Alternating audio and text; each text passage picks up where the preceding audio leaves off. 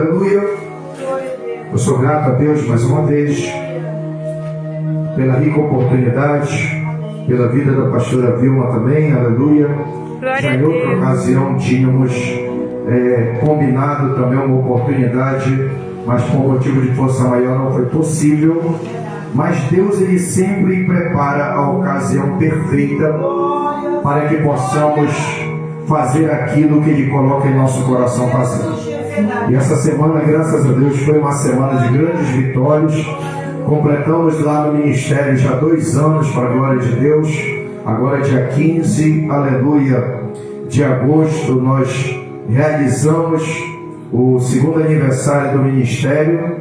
E completei também agora dia 20, que foi comemorado dia 15 também, 20 anos de caminhada com Deus. Então, para mim é uma grande vitória, porque hoje em dia, aleluia, o espírito de apostasia está contaminando muitos corações. Pessoas que começaram como Saul, até começaram bem, governaram, fizeram e aconteceram, mas hoje, infelizmente, por conta da frieza espiritual, da rebeldia, do espírito da apostasia, muitos têm se desviado do centro da vontade de Deus e dado escândalo à obra do Senhor. Mas nós estamos aqui para a glória de Deus, já 20 anos caminhando. Não sou natural de Campos, sou natural de Belém do Pará, e vim para Campos, aleluia, em 2015, e desde 2015 estamos aqui fazendo a obra do Senhor. Como promessa de Deus, aleluia, estamos aqui para cumprir a vontade do Senhor, a qual Ele tem entesourado em nossos corações para realizar. E eu tenho certeza que esta obra aqui também não é diferente, aleluia, porque quando uma obra nasce, não é para a glória do homem, e não é também, aleluia, para benefício do homem, mas é para a glória de Deus, em função da sua igreja na terra, que depende da sua misericórdia. Então dê graças a Deus por você estar aqui nessa noite. A palavra do Senhor, amados, ela fala sobre o reinado, aleluia, desse homem de Deus chamado Ezequias. A palavra de Deus vai dizer que ele foi um homem que andou pelos caminhos de Davi, seu ancestral. Você vai ler isso lá no 2º livro dos Reis, capítulo de número 18, aonde conta, aleluia, a história da ascensão deste rei ao trono de Judá. Sabendo que, aleluia, esse rei era filho de um homem, aleluia, que não temia ao Senhor. A palavra de Deus diz que Ezequias era filho de Acás, e quando você lê sobre a história de Acás, percebe-se, aleluia, que não era um homem reto perante o Senhor, não era um homem que temia aos mandamentos de Deus. Foi um homem que, segundo as Escrituras, fez tudo de mal perante o Senhor. E se não bastasse, aleluia, as iniquidades e as transgressões, pois a palavra de Deus diz que ele andou pelos mesmos caminhos de Jeroboão, aleluia, que foi servo de Salomão, a quem Deus deu, aleluia, o trono e o governo das 10 tribos, aleluia, que ficaram conhecidas como, aleluia, o reino do norte, no período da divisão do reino de Israel, aleluia, quando as 12 tribos foram rasgadas e divididas, 10 para o reino do norte e 2 para o reino do sul, chamado Judá. E a palavra de Deus diz que esse rei, aleluia, para que ele não perdesse prestígio e a centralização do poder, ele desenvolve um culto concorrente ao culto que era realizado em Jerusalém. Porque a palavra de Deus vai dizer que o objetivo e propósito com que Deus ordena a edificação do templo em Jerusalém era para que o povo unido buscasse e se relacionasse com Deus. E Jeroboão, com medo de perder a primazia no governo do reino do norte, ele estabelece, aleluia, um culto concorrente, estabelecendo bezerros de ouro, Rabassúbia de Calabachedecai, e levando o povo do reino reino do norte a adorar esses bezerros como se fossem Deus. E a palavra do Senhor vai dizer, aleluia, no capítulo de número 18, que o reino do norte, por causa dos pecados de Jeroboão, é levado cativo para a Síria, sabendo que este império era o império que regia o mundo antigo na época, era o império que estava em ascensão e desenvolvimento naqueles dias, era o império que mandava no mundo todo. E a política desse império era, quando ele dominava uma nação, quando eles conquistavam o povo, aleluia, eles tinham como estratégia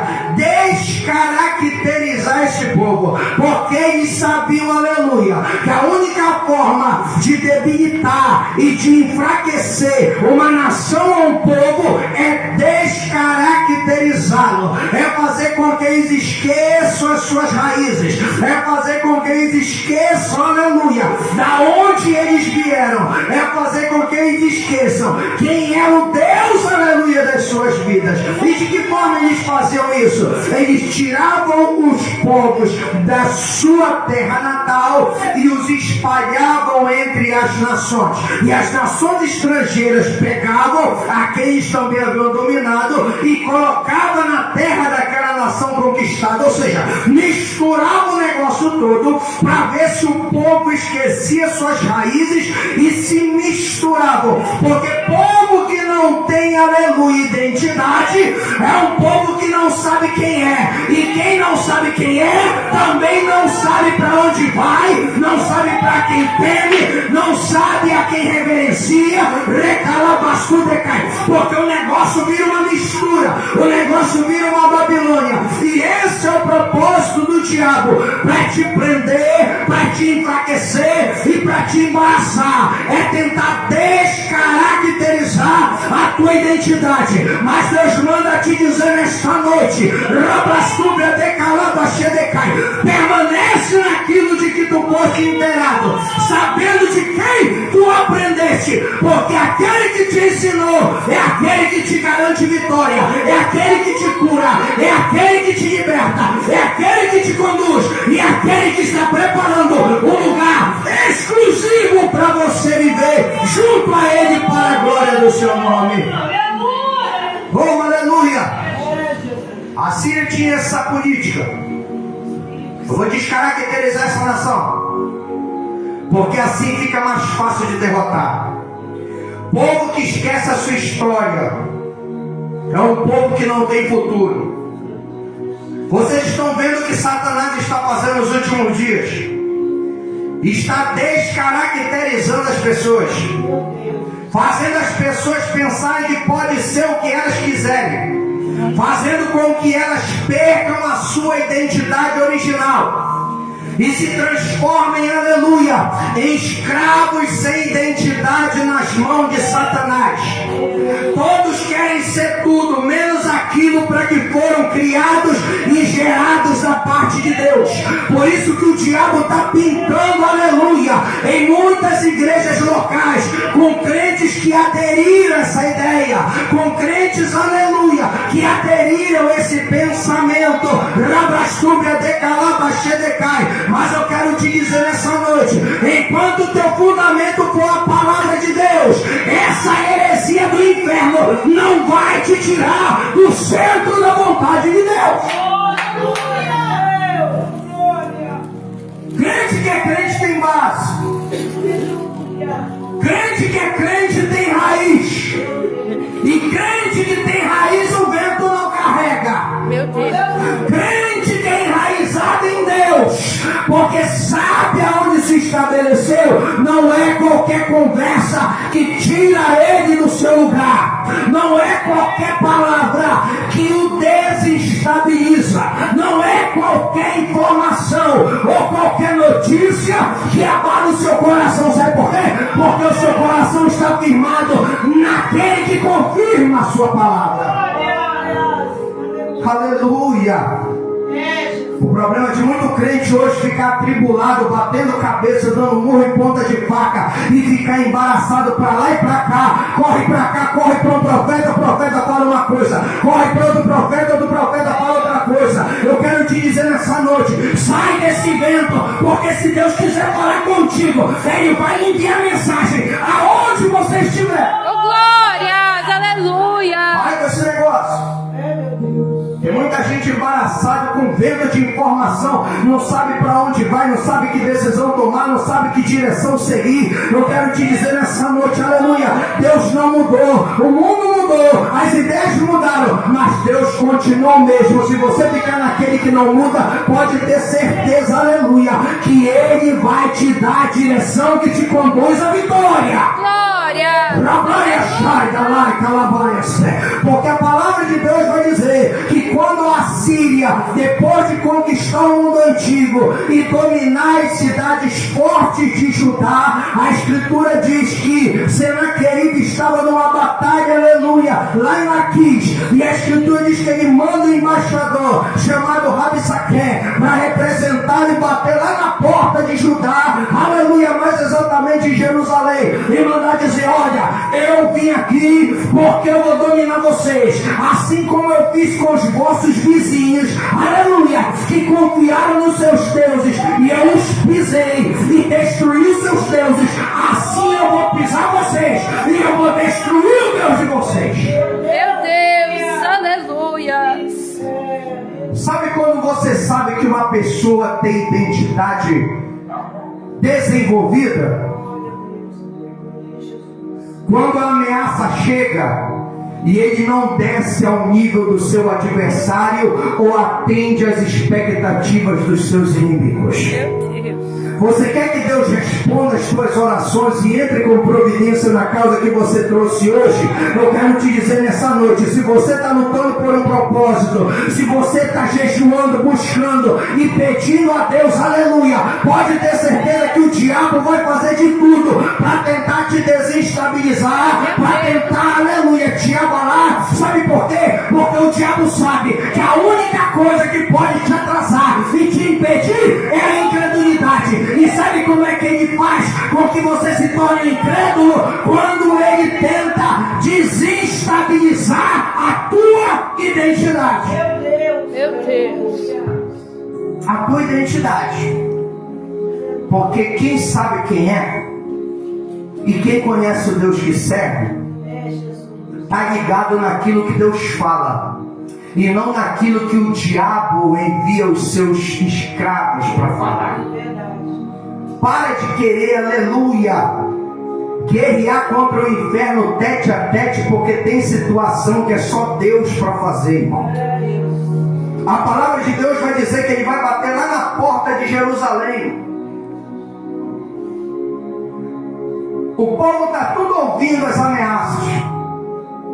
Quando Rabsaqué termina de falar o que tinha para falar, a palavra de Deus diz que o povo fica em silêncio, porque foi dada uma ordem por Ezequias: ninguém responda nada. Sabe por quê? Porque tem coisa, aleluia, que o inimigo se levanta e prepara, que não é contra você, mas contra aquele que está no controle da tua vida. Se o diabo tem afrontado a tua fé, se o diabo tem usado pessoas para blasfemar do teu compromisso, da tua aliança com Deus, não desce no nível dela, porque eu não vejo Ezequias, aleluia, descendo no nível do diabo. Eu não vejo Ezequias se expondo negativamente perante os olhos do povo. Eu não vejo Ezequias, aleluia, batendo boca. Eu não vejo nem Ezequias indo para a porta do palácio para discutir com Rabsaqué. Sabe o que Ezequias fala? Ele manda o povo se calar, porque tem coisa que é só Deus para fazer. Meu Deus. Enquanto você ficar tomando satisfação de quem quer ver a tua derrota, Deus não vai mover um dedo para ajudar. Mas quando você entender que o teu silêncio é a autorização que Deus precisa para agir, então você vai começar a ver o que Deus é capaz de fazer em favor do silêncio de um fiel. Meu Deus, maravilha. Porque o silêncio mostra de quem você na verdade depende, que não é da força do teu braço, não é, aleluia, dos recursos deste mundo, e nem de nada, aleluia, do que você possua ou do que você saiba na tua vida. Pois lá em Jeremias capítulo 9, versículo 23 diz: não se glorie o homem sábio na sua sabedoria, não se glorie o homem forte na sua força, não se glorie o rico na sua riqueza, mas se alguém quiser se gloriar, glorie-se nisso, em me conhecer e saber que eu sou Deus, que faço misericórdia, juízo e justiça na terra, porque dessas coisas eu me agrado. Se tem uma coisa, aleluia, de que o crente tem que se orgulhar, é do Deus que o guarda e que o livra de todo mal. Maravilha, Deus, aleluia. Eu vejo muito crente aí, irmão, não é pouco não, eu estou falando do nosso meio, estou falando de ímpio lá fora que não conhece Deus. Eu estou falando de crente, muito crente por aí, irmão, achando que porque sabe, porque tem ou porque faz, ele é perfeitamente capaz de vencer todas as batalhas que vêm adiante de si. Eu quero te dizer que tem coisa, aleluia, que a tua sabedoria não vai dar conta. Tem coisa que a tua capacidade, as tuas habilidades não vão dar conta. Eu não estou falando isso para tentar te desmotivar, aleluia, não. Porque tem situações na nossa vida que é para a mão de Deus agir. Aprenda a discernir essa verdade. Tem coisa que a tua sabedoria não vai resolver. Tem coisa, aleluia, que o que você possui não vai resolver. Tem coisa que não adianta recorrer, aleluia, a providência paralela que não vai resolver. Oh, Jesus. Em um certo dia que Jesus estava diante de uma grande multidão e veio ao seu coração dar uma ordem aos discípulos: entra no barco e passe por outra margem. A Escritura diz que eles entram no barco e levam Jesus do jeito que ele estava. E a palavra de Deus vai dizer que no meio do lago de Genezaré, chamado também como Rio Tiberíades, aleluia, o mar da Galileia, a Escritura vai dizer que no meio do lago começa a se levantar uma tempestade de vento, e uma tempestade tão violenta, aleluia, que o barco começa a encher de água, de tamanho que eram os açoites da água, aleluia, que batia no barco. E a palavra de Deus vai dizer que os discípulos começam a remar,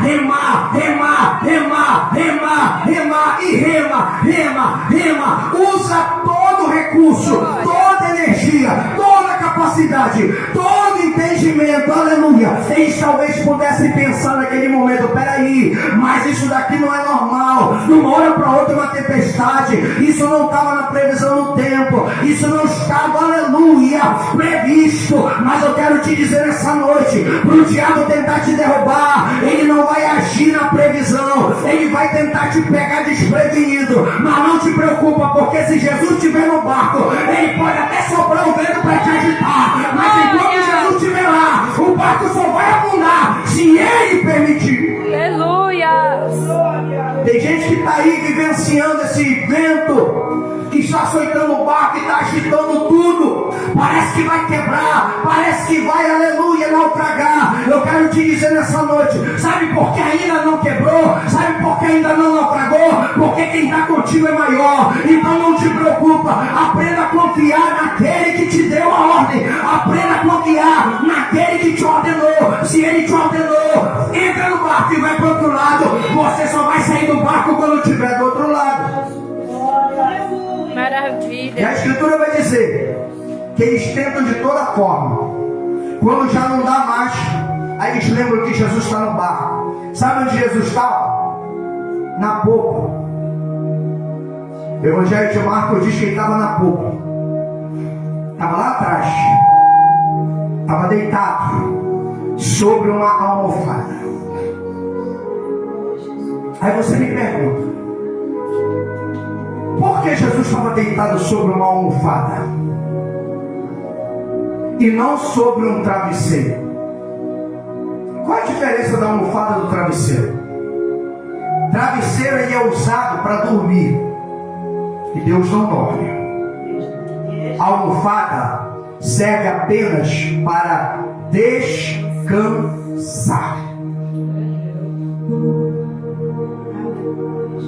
Descansar. Rabaia chata. A almofada não é para dormir, irmão. Tem crente querendo dormir em cima da almofada, largar tudo e desistir tudo. A almofada não é para dormir, é para descansar. Você acha que as águas que estavam açoitando o barco não estavam molhando Jesus? Você acha que ele não estava sentindo? Estava. Mas sabe como é que se ensina alguém? Praticando. Jesus estava mostrando para eles que tem situação que você não vai poder dominar. Que tem situação que por mais que você saiba, por mais que você tenha, por mais que você seja, não vai estar no controle ou no domínio da tua mão. Então, se não está no teu controle, descansa. Aleluia. A água está entrando. Descansa. Descansar não é desistir. Descansar é saber o tempo de agir. Tem crente que está agindo fora do tempo. Tem crente que está procurando quem não deve, porque está achando que Deus está atrasado. É por isso que o que Deus prometeu ainda não chegou. Jesus está te ensinando nessa noite: descansa. Descansar é você esperar Deus fazer aquilo que você não pode fazer. Oh, Jesus.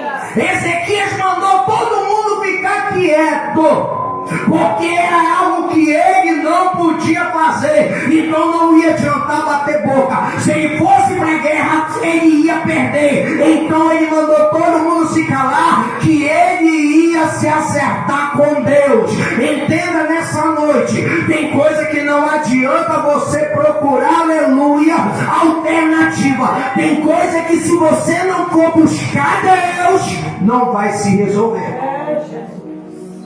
Jesus está lá, desde o começo da reimada, desde o começo da agitação. Quando acabou a energia deles, e eles entenderam que, por mais experientes no mar que fossem, aquilo ali não era normal, e que se continuasse não ia dar conta. Aí um deles se dirige para Jesus, vai lá com Jesus que estava deitado na almofada e desperta o mestre dizendo: mestre, não te importas que pereçamos? Como se Deus estivesse insensível, aleluia, à situação. Eu quero te dizer nessa noite, não é que Deus está insensível à situação, é que Deus está esperando você tomar a atitude que Ele está esperando, para que Ele entre com a ação que Ele está preparando para agir em teu favor. Aleluia. Enquanto você ficar se debatendo, nada vai resolver. Mas quando você aprender a descansar e se comunicar com quem pode resolver a situação, aí você vai ver que o que Ele pode fazer é algo muito mais além do que você pede ou você pensa, segundo o seu poder que em você opera. Não é essa a oração de Paulo para os Efésios? Ora, Deus é poderoso para fazer tudo muito mais abundantemente além do que pedimos ou pensamos, segundo o seu poder que em nós opera. Jesus está dizendo que quem está em você, como disse o apóstolo João, chamado apóstolo do amor, é maior do que aquele que está lá fora. Por que você quer abrir mão? Se você está perto da vitória e Cristo está querendo te ensinar a amadurecer, irmão. Porque ele teve que aprender a esperar o tempo de Deus. A palavra de Deus diz que Ezequias pega as cartas, lê as cartas, aleluia, e as estende perante o Senhor. Antes de mandar embaixadores para falar com Isaías, Ezequias desce do palácio e sobe à casa de Deus e estende as cartas de afronta perante o Senhor. Qual lugar Deus tem ocupado, aleluia, na tua escala de valores? Ele tem sido o primeiro ou ele tem sido o último? Aleluia. Eu sou grato a Deus mais uma vez pela rica oportunidade, pela vida da pastora Vilma também, aleluia. Já em outra ocasião tínhamos combinado também uma oportunidade, mas por motivo de força maior não foi possível. Mas Deus, ele sempre prepara a ocasião perfeita para que possamos fazer aquilo que ele coloca em nosso coração fazer. E essa semana, graças a Deus, foi uma semana de grandes vitórias. Completamos lá no ministério já 2 anos, para a glória de Deus. Agora dia 15, aleluia, de agosto, nós realizamos o 2º aniversário do ministério. E completei também agora dia 20, que foi comemorado dia 15 também, 20 anos de caminhada com Deus. Então para mim é uma grande vitória, porque hoje em dia, aleluia, o espírito de apostasia está contaminando muitos corações. Pessoas que começaram como Saul, até começaram bem, governaram, fizeram e aconteceram, mas hoje, infelizmente, por conta da frieza espiritual, da rebeldia, do espírito da apostasia, muitos têm se desviado do centro da vontade de Deus e dado escândalo à obra do Senhor. Mas nós estamos aqui para a glória de Deus, já 20 anos caminhando. Não sou natural de Campos, sou natural de Belém do Pará, e vim para Campos, aleluia, em 2015, e desde 2015 estamos aqui fazendo a obra do Senhor. Como promessa de Deus, aleluia, estamos aqui para cumprir a vontade do Senhor, a qual Ele tem entesourado em nossos corações para realizar. E eu tenho certeza que esta obra aqui também não é diferente, aleluia, porque quando uma obra nasce não é para a glória do homem e não é também, aleluia, para benefício do homem, mas é para a glória de Deus. Dizendo, o Senhor diz que o vento se calou, o mar se aquietou, houve bonança e eles chegaram aonde eles tinham que chegar. Oh, glória a Deus, aleluia. Eu quero te dizer nessa noite, se Jesus fosse o primeiro a ser procurado na hora do estreito, talvez não demorasse tanto a situação de ser resolvida.